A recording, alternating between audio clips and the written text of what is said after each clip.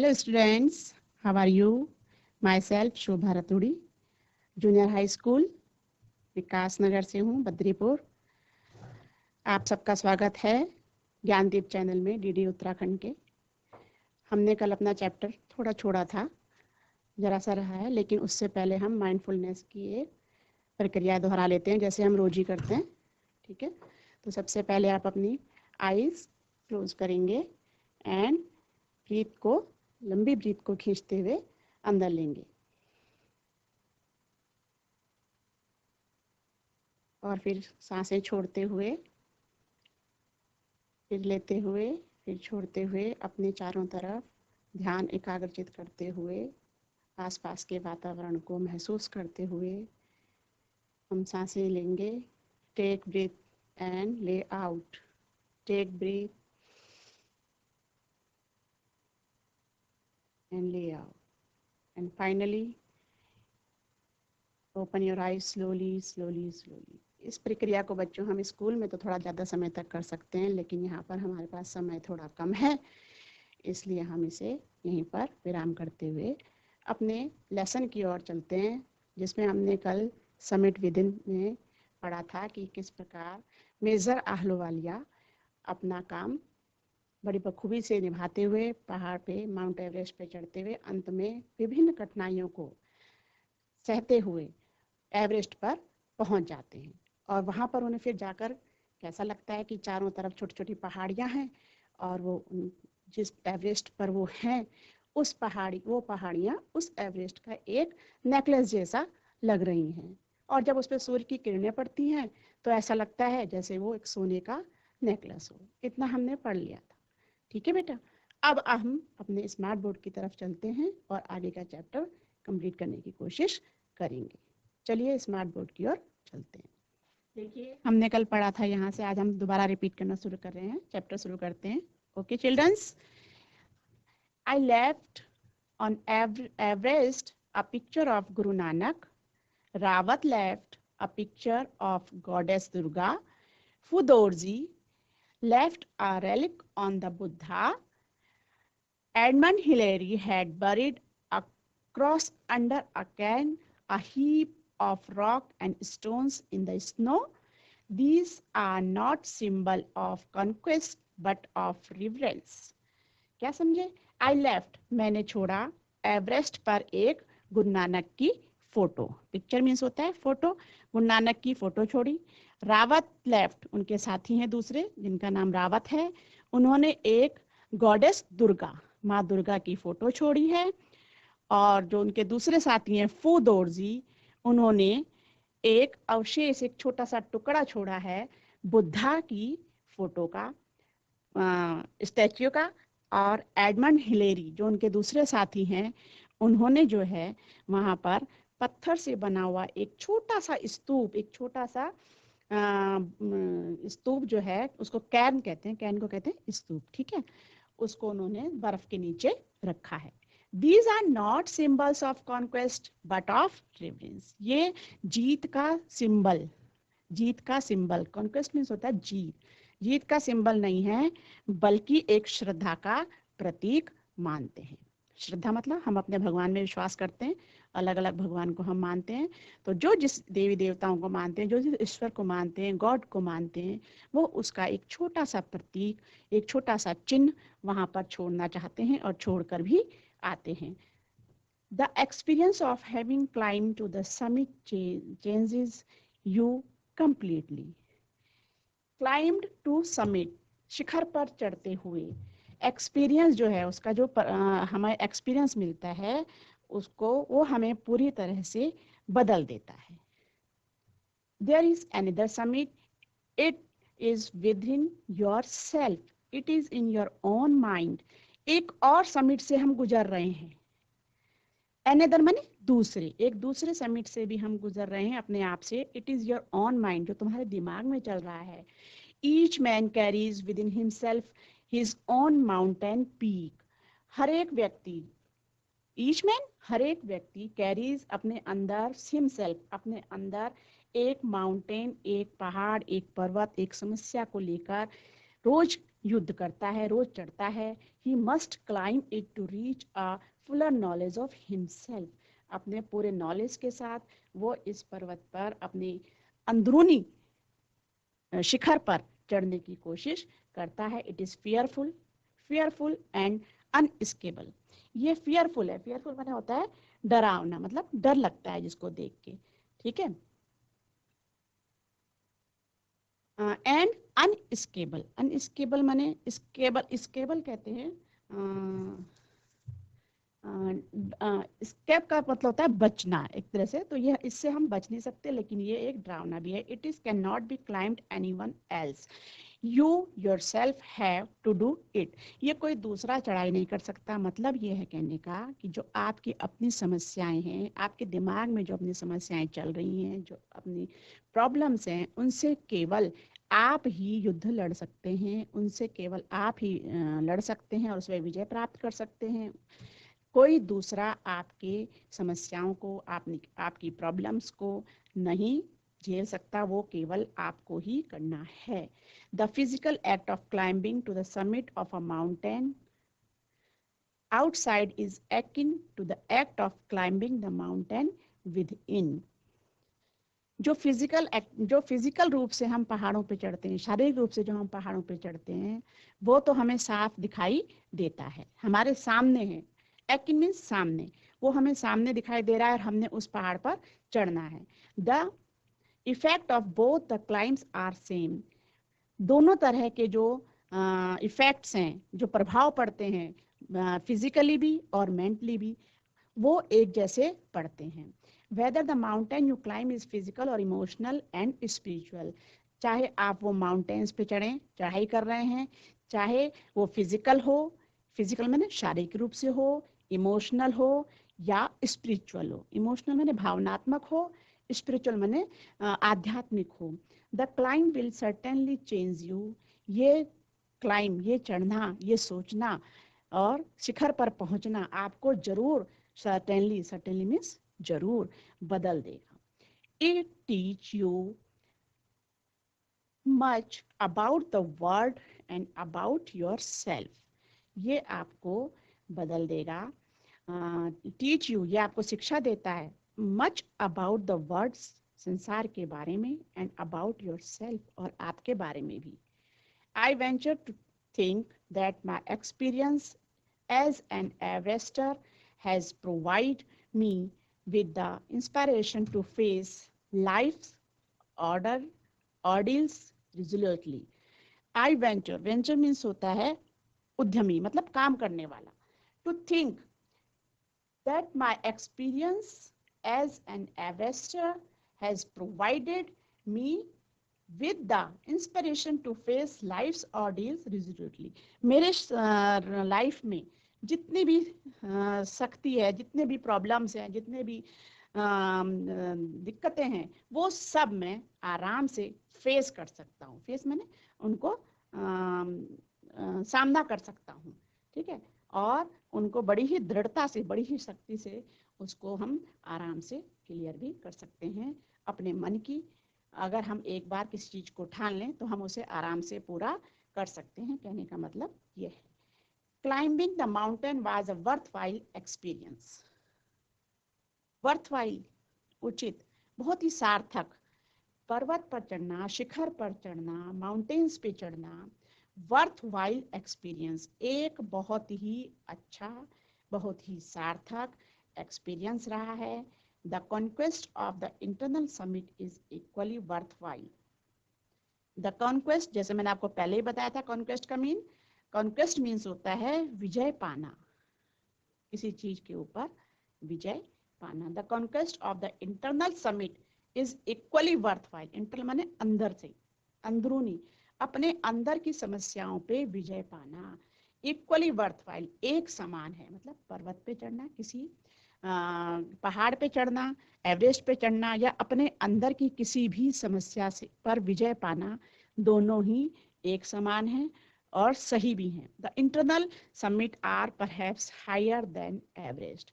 अंदरूनी समस्याओं को पार करते हुए उन पे विजय पाना, इंटरनल समिट, अंदरूनी समस्याओं को पार करते हुए उन पे विजय पाना परहैप्स शायद हायर देन एवरेस्ट, पहाड़ पे एवरेस्ट पे चढ़ने से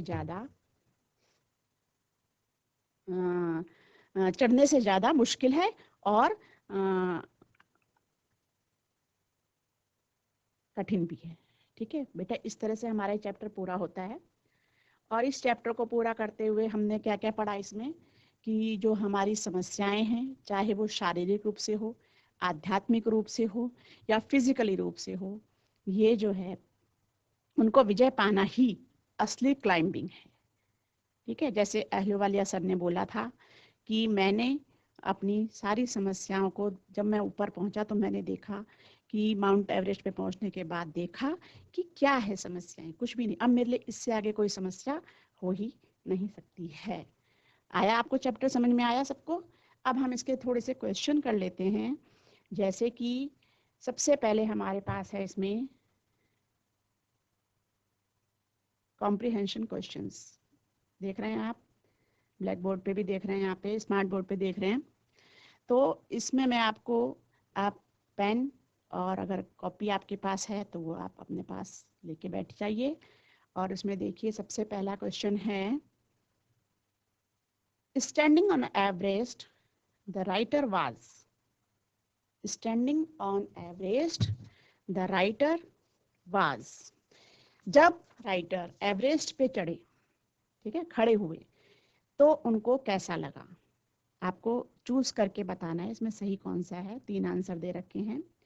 पहला है ओवरजॉयड, सेकंड है वेरी सैड और थर्ड है जुबिलेंट एंड सैड। चूज कीजिए इसमें से कौन सा होगा। हमने चैप्टर रीड किया था, standing on Everest the writer was, जब राइटर कौन है हमारे? अहलुवालिया जी, उनकी ऑटोबायोग्राफी है ये। मैंने आपको शुरू में बोला था जब हमने चैप्टर रीड करना शुरू किया था। तो ओवरजॉयड बहुत ज्यादा खुश हुए, वेरी सैड दुखी हुए, जुबिलेंट एंड सैड मतलब दोनों चीजें थी उनके अंदर, थोड़ा सा उनको बहुत खुशी भी थी, उत्साह भी था और थोड़ा वो दुखी भी थे, है ना। तो इसका राइट आंसर हो जाएगा थर्ड वाला, जुबिलेंट एंड सैड। समझ गए? अब हम इसी के कॉम्प्रिहेंशन के नेक्स्ट में आते हैं।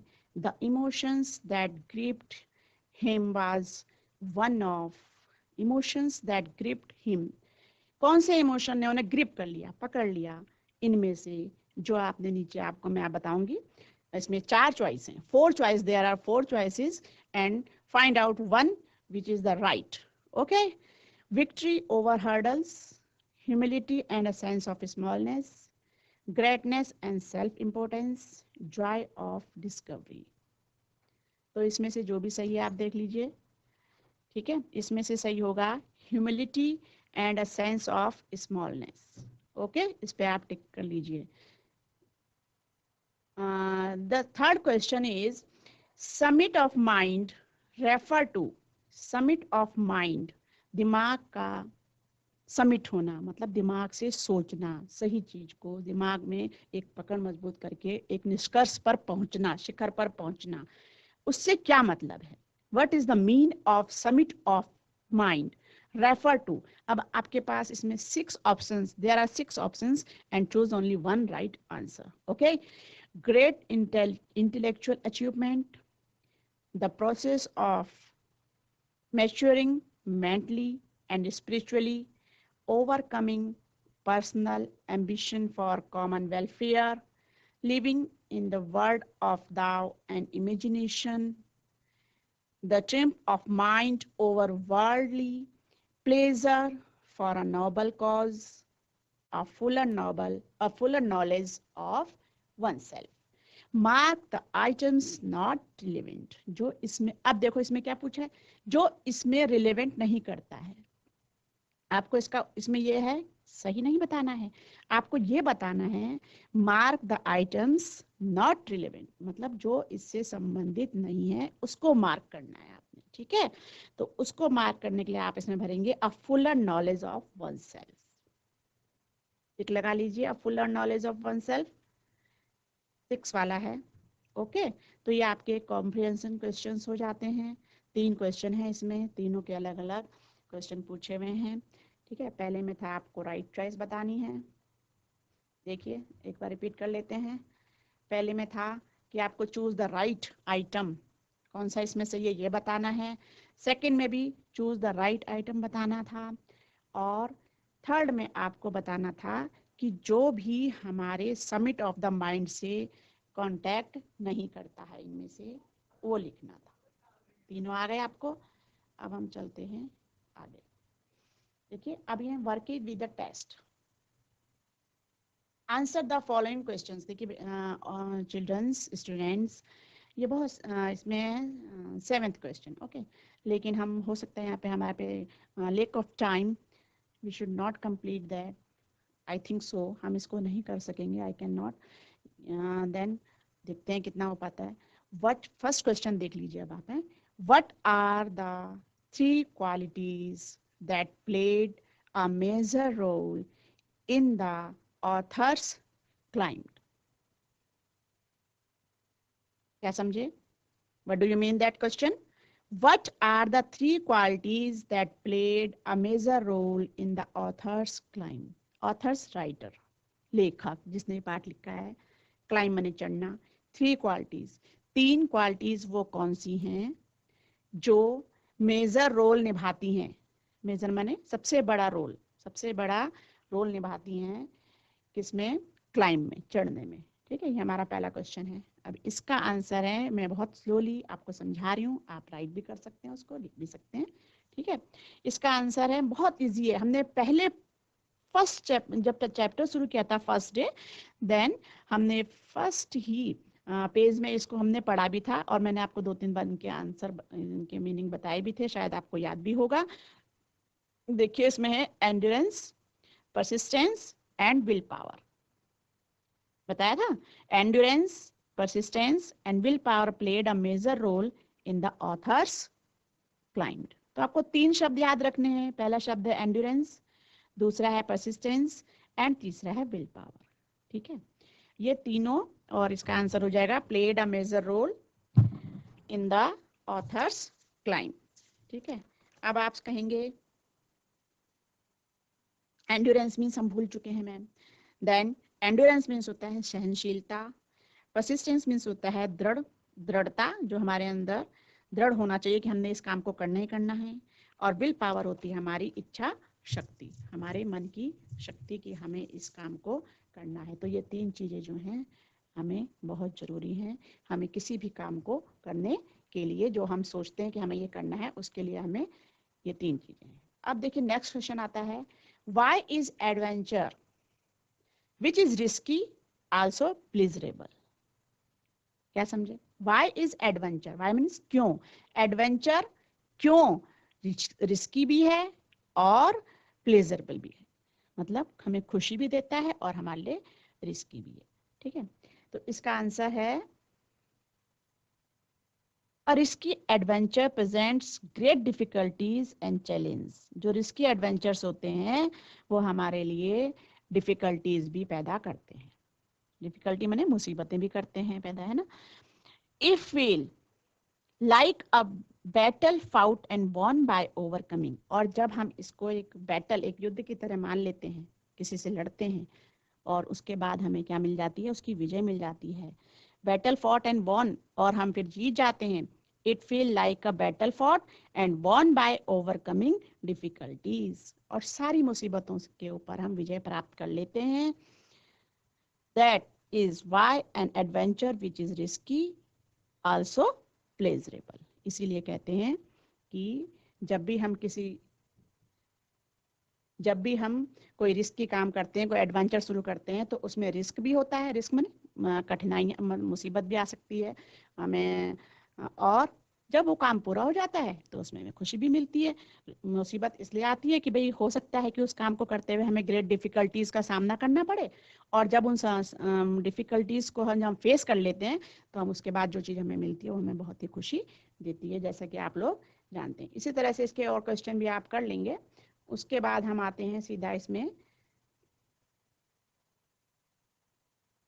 वर्किंग विद लैंग्वेज में। ठीक है, ये आप कर लेना बेटा है। और अब आता है इसका working with language. Working with language में आप ये देखिए कि इसमें मैच द कॉलम है,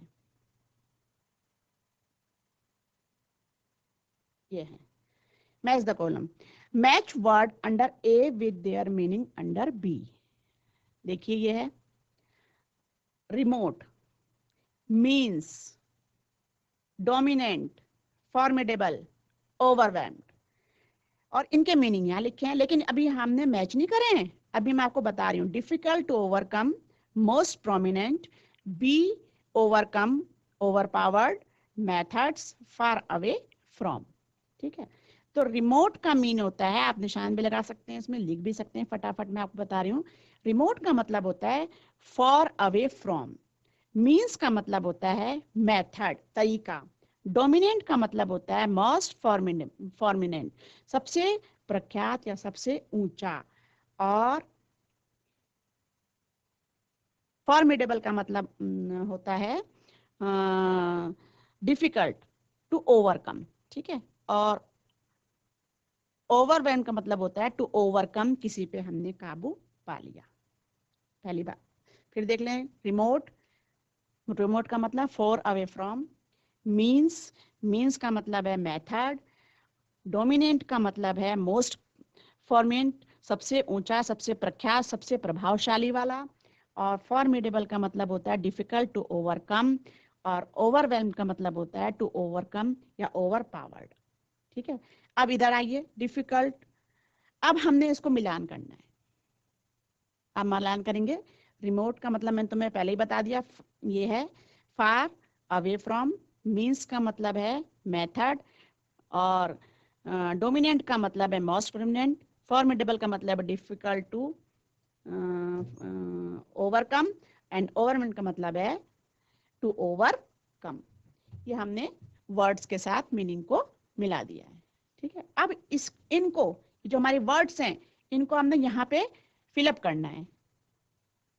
ठीक है, फिलअप करने के लिए मैं जल्दी जल्दी बता देती हूँ आपको। देखो, फर्स्ट में आएगा देयर वर फॉर्मिडेबल, और सेकंड में आएगा we have no means, third में आएगा सी में why we lives in a house remote from any town to village is more than I can tell, और डी में आएगा ओवर एंड, और ई में आएगा the old castle stand in a dominant. तो इस तरह से आप इनको भर देंगे। ठीक है, देखिए बच्चों, आज हमने चैप्टर भी किया, और इसके 2-4 क्वेश्चन जितना मैंने आपको कराए हैं वो भी करे होंगे आपने। चैप्टर हमने पढ़ लिया है कि समिट विद इन था, लेसन हमारा 5 है, और इसमें जो है अहलूवालिया के जीवन के ऊपर है। उन्होंने 4 लोगों के साथ मिलकर इस समिट को कंप्लीट किया था। जो एवरेस्ट पे गए थे वो, उन्हें वहाँ बहुत अच्छा फील हुआ, लेकिन उन्होंने क्या बोला कि एवरेस्ट पे चढ़ना एक फिजिकल अटेम्प्ट है, लेकिन उससे ज़्यादा प्रॉब्लमेटिक, उससे ज़्यादा कभी कभी हमें अपने माइंड से भी लड़ना पड़ता है, अपने बातों से भी लड़ना पड़ता है, अपने आप से भी लड़ना पड़ता है। तो वो भी एक बहुत ज़्यादा अचीवमेंट होगा आदमी के लिए, अगर वो उन सब से लड़कर अपने माउंटेन पे, अपने शिखर पे, अपने समिट को कंप्लीट कर लेता है। और चैप्टर पढ़ने के बाद हमने इसके क्वेश्चंस भी किए हैं, कुछ मैंने आपको बताए हैं, कुछ आप अपने आप कीजिएगा। ठीक है, और आई होप आपको चैप्टर समझ में आया होगा। नेक्स्ट सेशन में हम नेक्स्ट चैप्टर शुरू करेंगे। ओके बेटा, till then bye bye students.